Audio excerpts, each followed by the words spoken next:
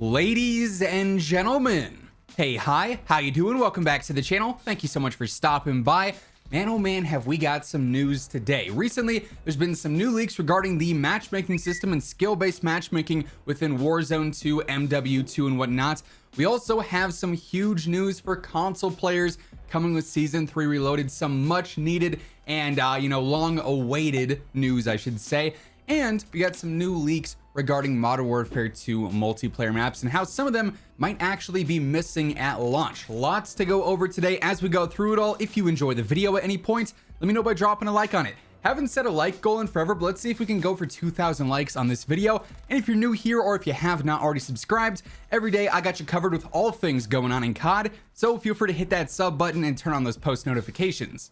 So let's start first with skill-based matchmaking. This is a controversy every single year when it comes to Call of Duty. Hey, is the new COD gonna have skill-based matchmaking?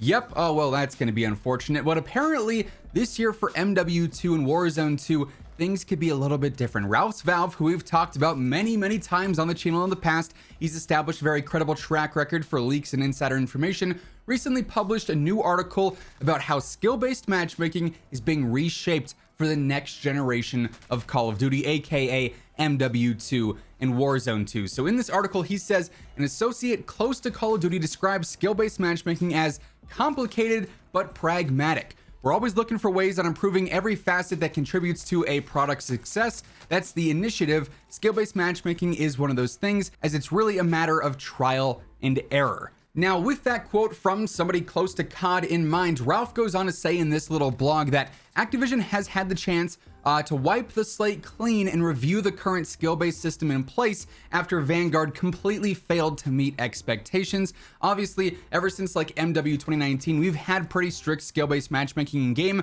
which means that if you're a really good player, you pretty much have no break from playing other really good players unless you're doing some sort of VPNing, which technically is cheating, or reverse boosting, also cheating, stuff like that, different exploits to get into easier lobbies, which is just kind of cheesy. But like I said, Ralph says that they have a chance to basically review the current system and change things in a way that they see fit.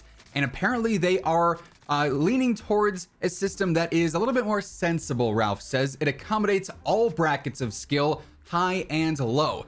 An associate briefly mentioned that new framework would be less debilitating for the better margin of players instead of penalizing them. Currently, like I said, if you're a good player, it means you pretty much are only playing good players non-stop. If you're trying to use off-meta stuff, prepare to get stomped because you're going to be in those top tier sweaty lobbies where everyone is running the meta guns and trying their absolute hardest, right?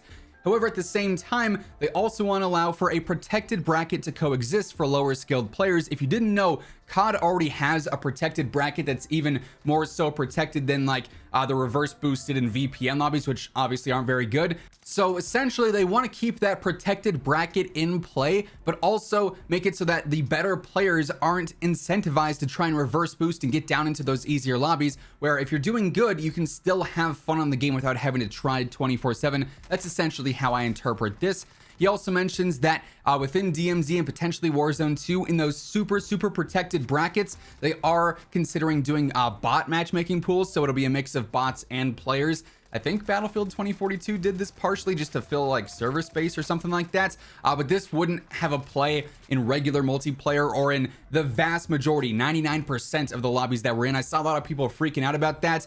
Chances are, if you're an average player, even if you're a below average player, you're not going to experience that. That'd be for like the lowest and the most protected bracket pool of players out there. Also, Ralph does continue to expand on the whole disbanding lobbies feature. That was a bit of a controversy ever since MW 2019 when lobbies would start to disband after every single match. It does seem like that's going to be staying, and every single time you queue into multiplayer, you're going to be playing a new lobby. You finish that match, you restart into a new lobby. They don't stay the same, unfortunately.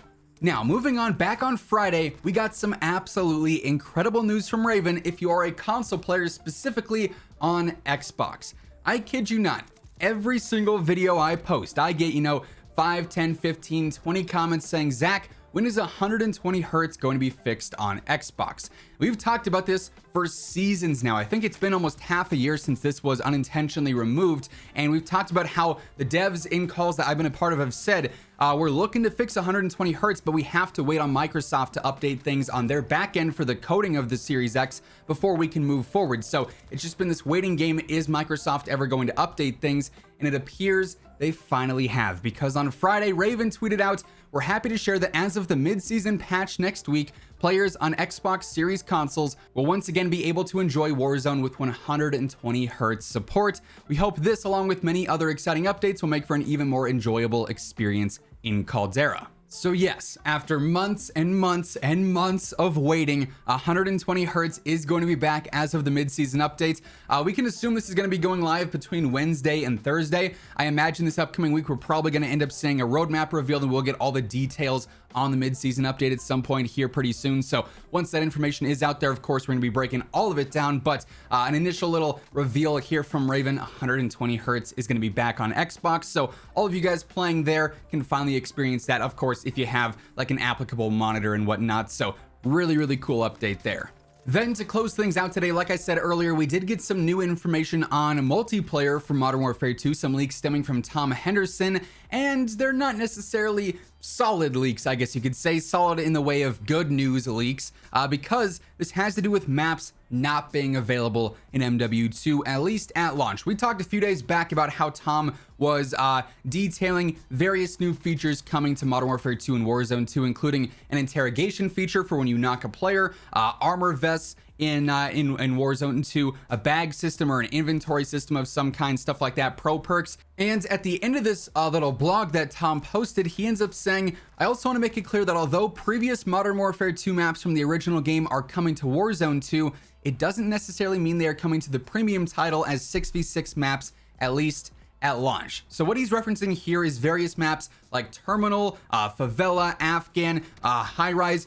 There's these maps that are apparently already leaked for the Warzone 2 map. We'll break this down in more detail later on this week and go over the entire Warzone 2 map leaks that we know of right now. But with these remake maps, everyone's sort of been assuming they're going to be available in MW2 as well. And Tom is essentially saying here that they're probably going to be coming to Modern Warfare 2 multiplayer, but most likely through the seasonal DLC later on into the year and not at launch, which really is not necessarily something new over the course of the past few years. We've seen a lot of remake maps debut over the course of seasons and not necessarily at launch. Cold War is a good example of this. We had plenty of old Black Ops maps make their way into the game via Season 2, Season 3, Season 4, etc., etc. So I expect there to be maybe a couple of remake maps or maps that are very similar to old MW maps at launch for MW2, but the exact remakes, Terminal, High Rise, Favela, so on and so forth, don't appear to be there right away. So, you know, take that for what it is. As always, leaks and rumors, take everything here with a grain of salt, but definitely some very interesting news regarding what we can expect for multiplayer maps.